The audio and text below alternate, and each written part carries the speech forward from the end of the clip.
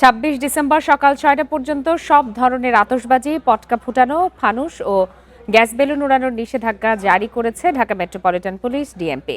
বড়দিন অনুষ্ঠান সুষ্ঠু ও নিরাপদে পালনের লক্ষ্যে ডিএমপি কমিশনার শেখ মোহাম্মদ সাজ্জাদ আলী স্বাক্ষরিত এক গণবিজ্ঞপ্তিতে এই নির্দেশনা দেওয়া হয়।